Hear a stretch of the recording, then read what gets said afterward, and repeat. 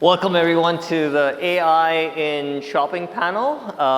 My name is Anand Mishra. I'm the Vice President of Technology at ATPCO. ATPCO plays a neutral role in the industry, and that allows us to work with airlines and partners, and it gives us a broad view of what's changing in the industry from multiple angles. At ATPCO, we're investing in AI and data science, both ATPCO and 3 Victors together, because we believe the next leap in travel is going to come from turning high quality data into faster, more trustworthy decisions. And the conference of the theme today is also data in motion and offers in action. So as data becomes easier to utilize and offers become more dynamic and contextual, AI and data science become critical in turning that motion into offers that you can trust. And as the data flows through the ecosystem, multiple partners get impacted. And that's why we have invited industry partners with different perspectives to share with us on what they're seeing. Before I ask my esteemed panelists to introduce themselves, I'm introducing some common terms that most of us have already seen, but just to ground ourselves on what we mean by AI, LLM, agentic AI, and hallucination. So before we get into it, I'd like to invite the panelists to introduce themselves.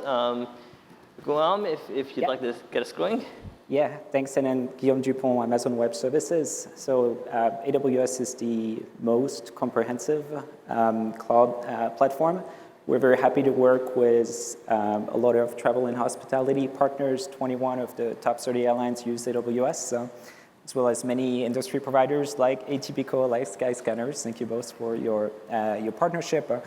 So I work at AWS setting the technical strategy for our North American airline group. Prior to that, I worked in the industry for a long time, with one exception during the COVID period, where I went to do cross-industry pricing, went to lead a team of data scientists to do cross-industry pricing.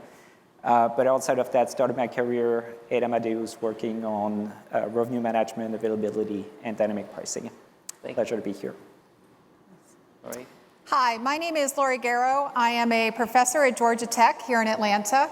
I'm also honored to run the Air Transportation Lab at GT, which in Atlanta is also known as ATL at GT. The history of that is that I actually inherited the center that was formerly the PODS Consortium, run by Peter Belababa at MIT. It's really been an honor to be able to take that over and lead a consortium of airline and other partners to look at the next generation of revenue management and pricing. And the one thing I probably love working on in research the most is figuring out what passengers are going to do and how they decide different things. Bill? It's wonderful to be here. I'm Phil Donathy. I'm a product VP for actually most of Skyscanner's traveler-facing product, but I'm mainly a flight guy. So that's where I spend most of my time. It's where I have most of my fun. The teams that I lead look after all of Skyscanner's connectivity to the industry. We were talking earlier, we have around about 800 different API connections, many from people in this room, a search engine that sits on top of that, and then obviously the Skyscanner product used by 150 million travelers a month. And what a time it is to be alive in travel and tech. It feels like we're living in cat years or dog years. If more has happened this year in terms of AI and the changes in the industry than I think has happened in the 15 years that I've been in travel. So what an exciting time to be here. Looking forward to sharing some of what we've learned at Skyscanner. And privileged, by the way, to be surrounded by 2 professors here today. I'll pass to Professor Sinek. Sure. Welcome, everybody. Thank you for coming out to the ATPCO show. My name is Rick Cini. I'm the VP of Innovation at 3 Victors ATPCO. 3 Victors was acquired by ATPCO in 2003, late 2003. My background is in high-performance supercomputing. I also, as Phil mentions, I'm a professor at Baylor University. I teach advanced cloud computing, and I get the privilege at ATPCO to essentially help drive AI strategy and where we're heading with AI, and I'm looking to share a whole bunch of nuggets today with you, hopefully, and hopefully we get some questions in as well. All right. Thank you all. All right, so behind me is the Gartner hype cycle curve, and I was thinking, let's start there and get each of your opinion of where you think AI in travel sits on the curve today. So this is a question for the whole panel. Johan, if you want to share your views. Yeah, I think it depends on what exactly the definition of AI is, and that's why maybe it was important to start with that. As I mentioned, I stepped away from the travel industry and the airline industry a few years ago. A lot of industries are very jealous when they see what airlines have been able to achieve in their use of AI. I think for most carriers in the room, you have algorithms that take pricing decision on the vast majority of your revenues. This is in itself a significant achievement that has existed for decades. So in my opinion, that would put airlines pretty far ahead in probably 4 to 5 here. Even if I look at other use cases, whether that's customer experience, whether that's in operations, there are now a lot of mature use cases looking at handling irregular operations, rebooking passengers, crews, managing assets like gates and landing slots during our irregular operations that I think show a lot of maturity.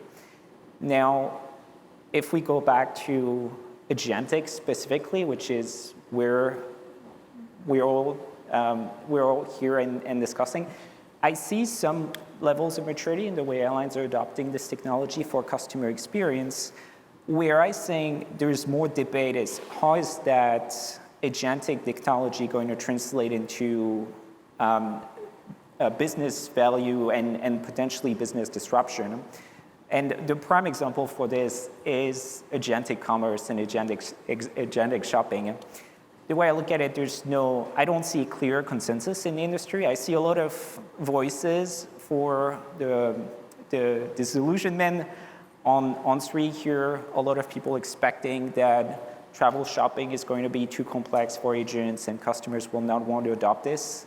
I think it's very naive. Customers are already using these chatbots, and so something is poised to happen here. I do see very loud voices on the peak of inflated expectations, assuming that many players in the value chain are going to fall into obsolescence. Again, I think that is probably underestimating the value that these players provide, and both in the way they engage with customers and even technically on the data and aggregation that they provide. So I expect that within the next year or so, we'll move away from on agentic commerce towards 4 and 5. I think what it will take is the realization that models alone are not going to solve this problem anymore, but it's more about what's around the model. For example, models are going to be pretty good at processing customer preferences, but how exactly is this data going to flow? How is memory going to be implemented? There's a lot of people working on this, but what's missing, I think, is some early successes to move away from 2 and 3. I think that's probably in a few months or years when we'll start to move forward on that. All right. So I'm going to take a slightly different perspective on this from the educational and workforce training going in to teach the next generation to be our analysts there. On the education side, I do feel that we are probably closer to 1 than 2 on the hype cycle. And I say that for 2 reasons, or in my view, what would it take to get over 2? And there's 2 criteria I use personally. The first is right now I feel like I'm telling the students what to do. Use Claude to do programming, use ChatGPT to answer these questions. I think we're just now starting to see different ways we can use AI, for instance, on creating TA assistants, so students can ask questions any time of the day. The second criteria I use is that I'm a professor that embraces AI, and so I actually offer my students extra credit if they can take my homework assignments and use AI to basically break the code, right? So to do it, when I did that last fall, 1 out of 20 students basically was able to use AI to solve the homework assignments. When I get to almost the whole class, it's time for me to rethink what I'm doing, but also for me sort of a sense that the students have, either the technology is matured enough or the students have developed the skill set they need to really interact with the technology moving forward. Right. That's a fundamental rethink of how to approach your field, right? Yeah. Interesting. Bill? I'll tell you what is probably at the peak of inflated expectations. I think it's the stock market valuations of a bunch of these AI companies. To answer the question from the perspective of what we've seen at Skyscanner, I think I do have to refer back to your previous definitions of different types of AI. For us, one that is definitely at the plateau of productivity and probably has been for the last, 3 to 4 years, is the use of machine learning to rank things. And so today, Skyscanner has like tens and tens of millions of traveler searches every day, triggering hundreds of millions of calls to partners. We ingest 100 billion prices. That is where you find the sweet spot for the use of machine learning to be able to do things like be intelligent about which partners to call when, so that we can protect the industry from kind of excessive look-to-book ratios. And what we've also seen is that we can significantly improve the traveler experience and conversion by just being intelligent through the use of models fed with huge amounts of data. It's the data that is the key, and that's just working amazingly well for us in showing up in traveler experience. If we look at LLMs, a year ago, I would have said that we were at the peak of inflated expectations, and there was a lot of what I call kind of performative AI of, let's just stick a chatbot into the funnel and see what happens. And we constantly run experiments. If you're on Skyscanner, you will be in an experiment. You'll maybe have a different experience from the person sitting next to you. We found that chatbots didn't work then, but what we are finding now, especially for the half of people who come to Skyscanner who don't know where they want to go or exactly when they want to go, think about people planning a summer vacation, what we're finding is for those more open-ended search queries, natural language search is starting to work very, very well in terms of just helping the traveler get a better answer to their question more quickly. And we measure that in terms of, does it actually improve conversion? Does it actually improve the chance that we've answered the question that the traveler wants?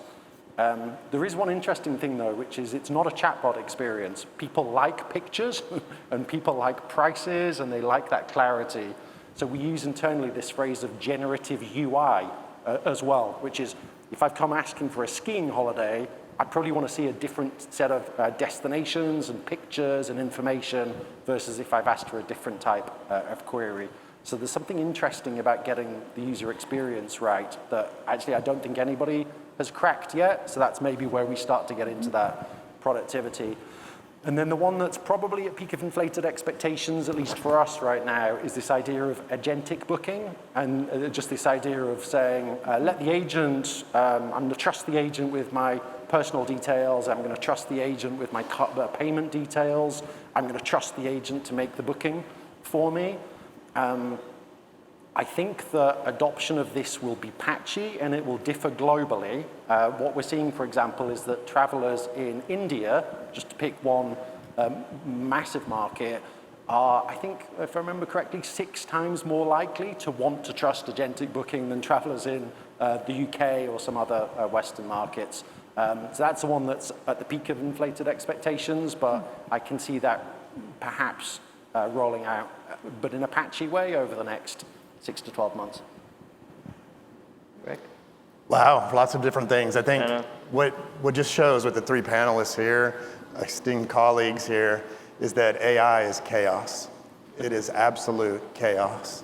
And if they could throw the graph back up there, you'll notice that the axis of those are emotions to infinity or expectations, and also time going to infinity. That graph right there is what I do every day. I go through all those emotions in a single day. So I have a cup of coffee, I go check out some papers, watch a few videos. So I'm like, that's the technology trigger today. I have this peak of inflated expectations with caffeine helping there a little bit. I go try it, and it doesn't work right. And so now I'm in this trough of disillusionment. And then I tweak it a little bit, tweak it a little bit, tweak it a little bit. And so I'm getting on the slope of alignment. And then somewhere there's that plateau. So if I was gonna like say, where was I on that graph? I'd have to stack all those graphs and average them together. And I'd be sort of just on the upswing of the trough of disillusionment. Just the scale of the chaos. How many of us would like for us to do a full iOS update on our iPhones every day? Because that's what's happening with AI every day. It's continuously self-improving. It's getting so much better each day. I go to Claude, for example, 2 updates a day sometimes. Depending on who you believe, 35 to 45 major features shipped in the first quarter for Anthropic alone. So it's chaos. Yeah. So Phil, I'm really interested in getting deeper in the story that you just presented on, the booking flow. So how is AI changing the way travelers discover and compare flights, and what does this really mean for meta search in 12 to 24 months? Yeah. It's probably worth splitting 2 different types of traveler intent. So certainly what we see on Skyscanner is that, again, just kind of to give you a scale of numbers, 150 million unique travelers every month. Half of them know exactly what they want to do. I use the example of like, I have to be at this conference. I don't get to choose that I'm coming to Atlanta. I don't get to choose the dates. For that type of search, what is interesting is the traditional form filling, fill in the fields. The travel industry has trained people to fill in origin, destination, dates. And you know what? For that type of query, that's still working very well. When we try experiments to say, would you like to replace those traditional search controls with natural language text, it doesn't lead to any form of improved traveler experience. It's slower to get the answer, doesn't improve conversion. Throwing a chatbot at that type of defined searcher, we have not found to be helpful.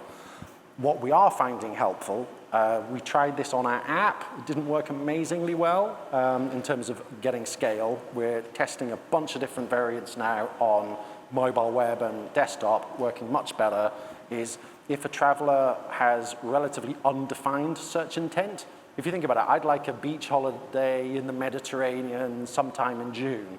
For that type of query, natural language search seems to be working very, very, very well. But we haven't cracked it perfectly yet. We think there's more experimentation to do to find that.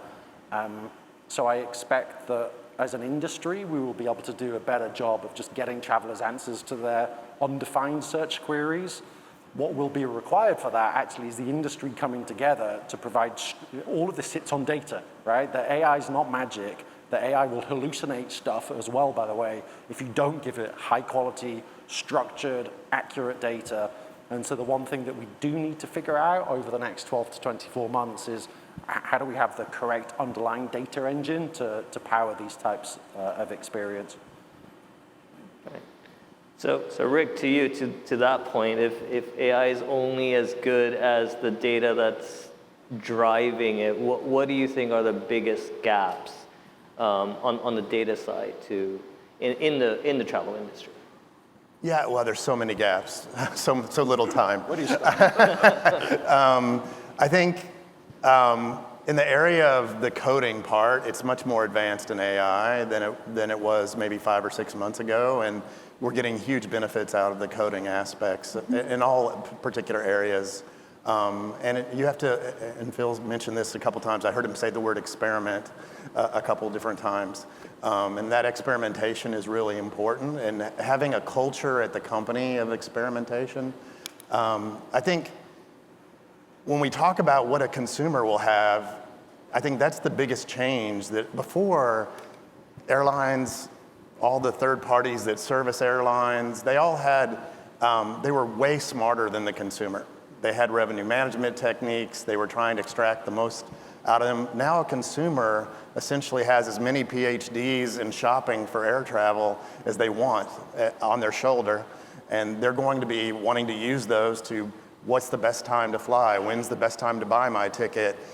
Where do I go next? Oh, you read my email and I said I wanted to go backpacking 3 years ago. How do I find backpacking?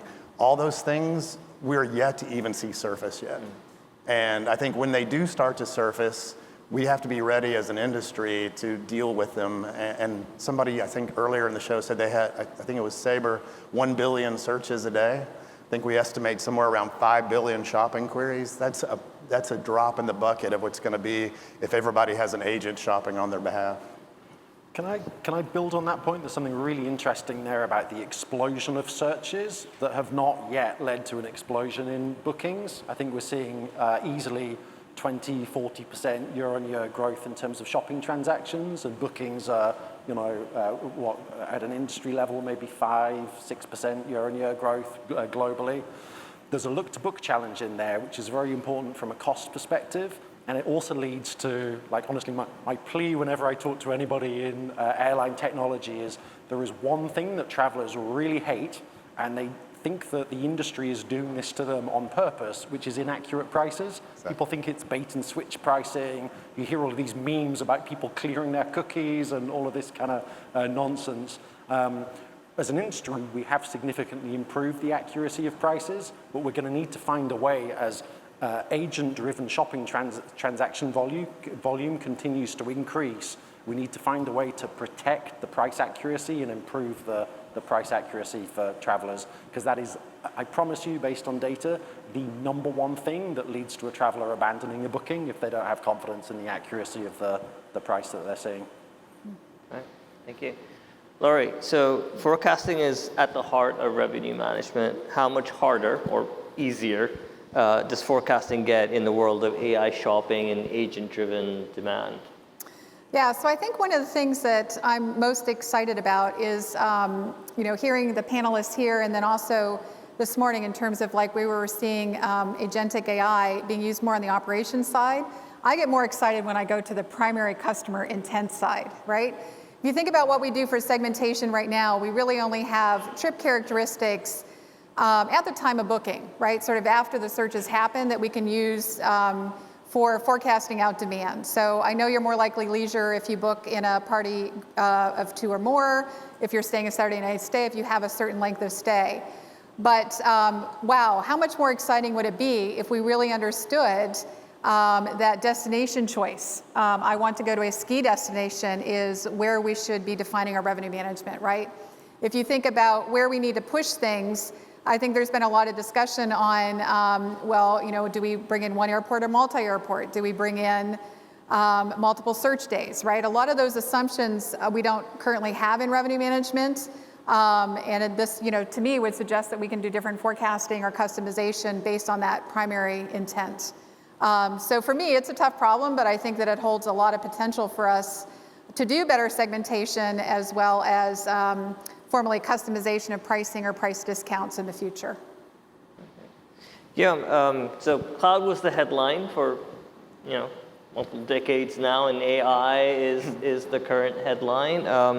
What are you seeing in travel that's moving from pilot to production from some of your customers? Right. I do see a lot happening in the area of customer experience. I think call center was probably the early emerging use case because it's such a friction point for the majority of airlines. And so pretty early on, we started to see it was an AI. One of our customers, for example, United Airlines, that does this, use AI to help call center agents to summarize reservations, to be more proactive and offer better service faster through call center. I think that was the early premise of AI. We're now looking at reinvention of customer experience through the lens of AI and the data that goes with that. So I typically see at least multiple customers that are looking at collecting digital footprints from their engagement with an airline.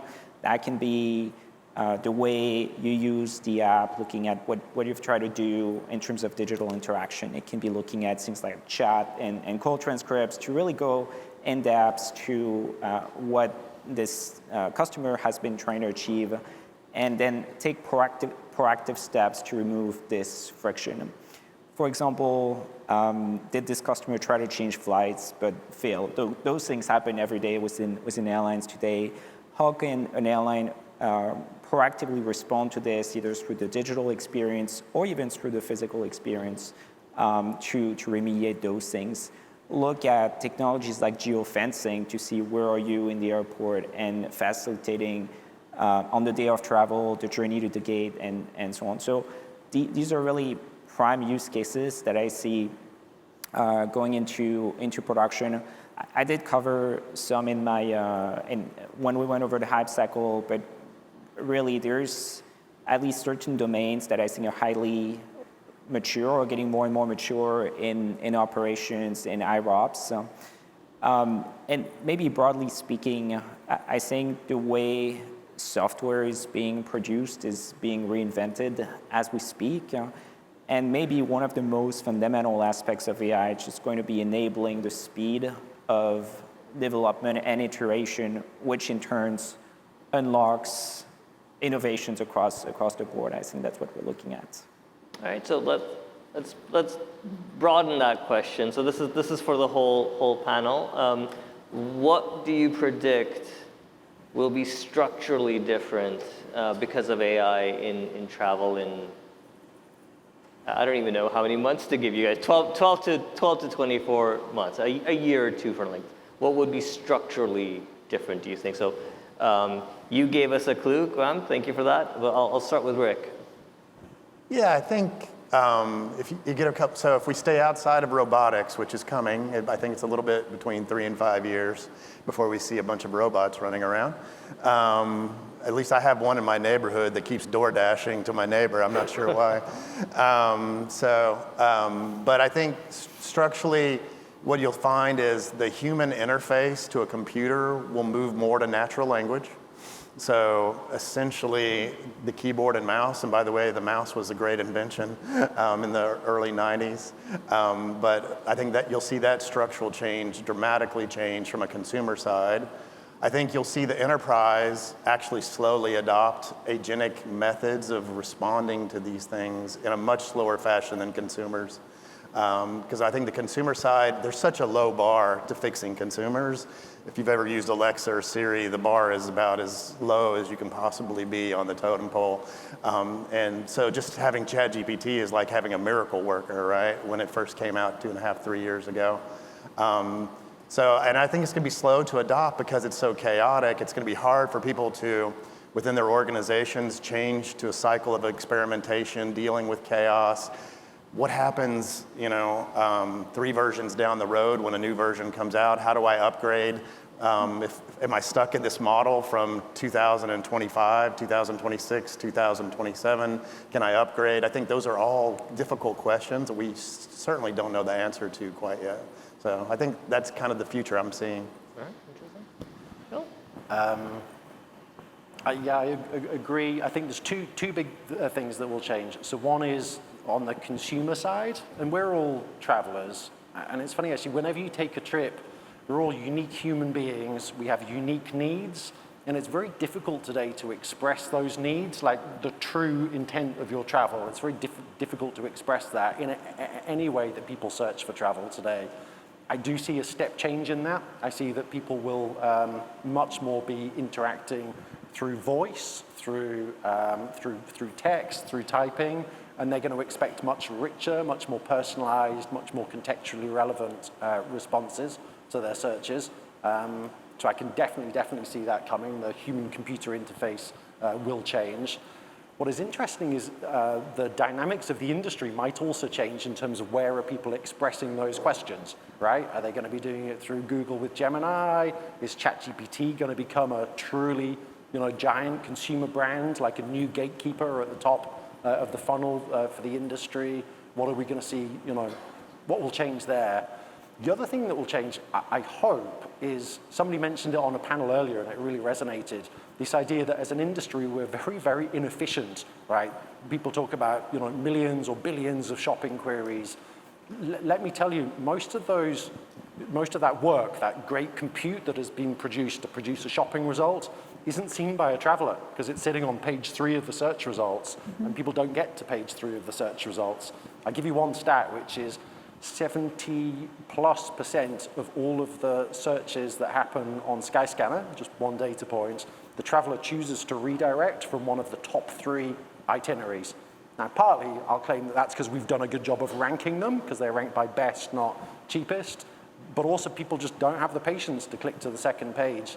So I think as an industry over the next year, I hope, we will become much more efficient around using the feedback loop and the data to figure out where is the traveler not seeing the offer, and how do I not compute that if they're not going to see it, or how do I make my offer better so that they do see it. And that's a big shift for a lot of people in the industry. Yeah, so that connects to the data in motion aspect as well. That data also needs to flow back into the ecosystem. So AI is only as intelligent as the data that you feed it, and today we haven't got those rapid feedback loops in place across the entire industry. The place that actually does have it working very well actually is online travel agencies, who will make second by second pricing decisions off the back of real-time search ranking results. But collectively as an industry, I think we've a lot more to do. Yeah, I think the data in motion velocity of data is going to change dramatically as well. I think intraday, we're still struggling with daily processing in many cases, but intraday processing, maybe not as near real time as people hope, but I think that the velocity of data is certainly going to be one of the big architectural changes. All right. Yeah, so I guess my vision is, like, if I think about like a consumer, where I would love to see us move with AI is not only the original intent, but looking at how it pushes me further to think about those destinations. And what I mean by that is one of the things I most enjoy right now personally about working with AI is learning things about new places that I may be visiting, right? That I didn't realize these were tourist attractions, or that deferring by a week might save costs, or the weather would be better, right?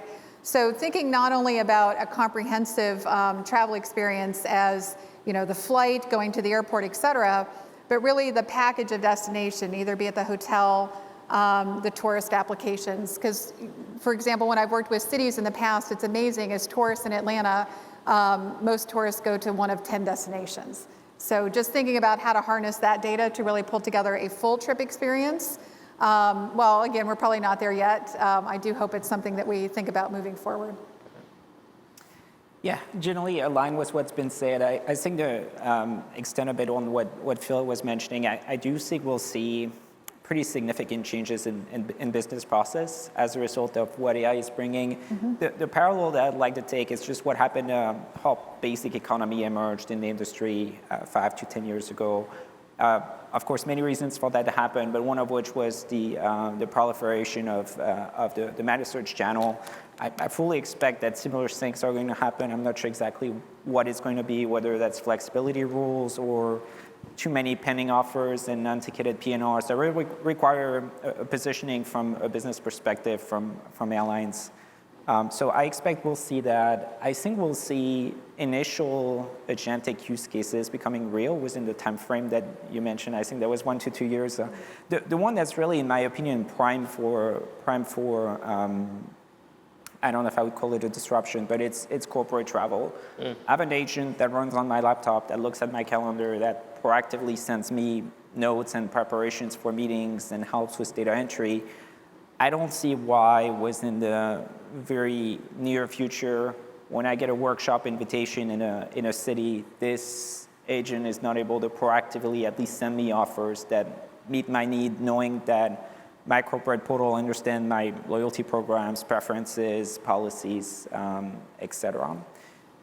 I do think as well, extrapolating a bit on channel dynamics, during the COVID period, we saw a lot of data partnerships between hotels and airlines sharing customer data. I think this is poised to happen again, just thinking about one of the main value propositions of agentic travel, from my perspective, is finally looking at the whole experience. It's no longer booking flight first, then a hotel, and then activities, and then ground transportation. It's bringing all of this together. And some players in the industry have sort of like organically high-quality data to do this. First-party providers have much less of it. And so we'll see data in motion, probably aggregation from a first-party perspective for inventory and customer data. The last thing that I'm actively working on that I think is already happening is a complete reinvention of early funnel marketing. It's emerging today, SEO being less and less relevant, or looking at generative engine optimization. Going back to highly structured data, I think there was Phil mentioning that there's actually a lot of implications as we peel the layer into how content gets created, how offers and the content within these offers is presented, how is this audited through continuous improvement, and I would expect pretty significant changes, again, from a business perspective within the coming year or so. All right, great. Thank you. So last question for the panel. This is a lightning round. It's a buy, sell, hold. So buy, sell, hold on AI, ML, LLMs. Which one would you buy? Which one would you sell? Rick? I'm going to be a buyer, except I don't know what tokens are going to cost in 2 years. So, but I'm definitely a buyer. Okay. So we talk about this a lot because we spend a lot of money on tokens, right? And that money was not in budgets 2 years ago, and it is now. So Skyscanner has decided we will be a buyer of AI. We are spending a lot of money on more money on compute. It's probably making our friends at AWS very happy. There's a different question, which is, okay, cool, but how are you going to fund that? Because it's fun to play with AI. I personally burn a bunch of Claude tokens. It helps me to be a better product manager. But at the end of the day, this needs to have a return on investment. And so the way that we think about it is we are going to be buyers of AI, but we're going to be buyers with a very, very keen eye for return on investment. And we expect actually that we're going to be able to increase revenue per employee as a result of using AI tools to accelerate the productivity of all of our employees, but primarily in our software business. So developer productivity, product management productivity, even designer productivity. So big buyer, but with a keen eye on the return on investment. Education, we got to buy, right? So got to buy to invest in the future technology, thinking about it. Like I said, what I find exciting on the educational front is that we have a lot of rules and regulations, certification programs, but yet the students are demanding more value for the degree education, and they want to make sure they get a job when they get out. And so I think we're going to see a lot of tension in terms of staying ahead of the curve, making sure we are prepping the students to be able to go out and get jobs in this highly chaotic environment, be it being able to retrain or look at it. But I'm a very big buy and experimentation to get ahead of the game. Thank you. Yeah, same for buying AI too. I think a lot of people in the room have been in technology. The hardest part used to be change management, and I'm just so amazed at the level of adoption that AI is seeing and how much easier it's been embraced by society in personal life, but also by workers within corporations. So this needs to be bought and reinforced. I think I would hold a lot of LLMs, but as I was mentioning, in my opinion, models are less of the bottleneck now as they were 2 years ago. I think what needs to be explored now is what's around the models, so all the data infrastructure, but also the user. I think one of the probably even harder challenges than technical challenges is how are users going to work with agentic commerce? What's the user experience going to look like, and how is the trust that they have in today's channels going to translate into agents? I would buy more of. I think the question was on machine learning. Many of us that's been in data science when large language models came out were shifted to LLM and agentic because, and for valid reasons, the technology is so powerful. I think the more time by, the more we realize that these technologies are highly complementary. LLMs, as the name indicates, are great for natural language reasoning, so very good for customer experience. It does not replace revenue management and a lot of pricing decisions that we have to make. So really looking forward to the more and more the complements that we see between these technologies. Thank you. Thank you to the panel. I think it was a fascinating conversation. We're from like chaos to potential, servicing experience for the traveler. So we have an exciting road ahead of us. So please give a round of applause to the panel here.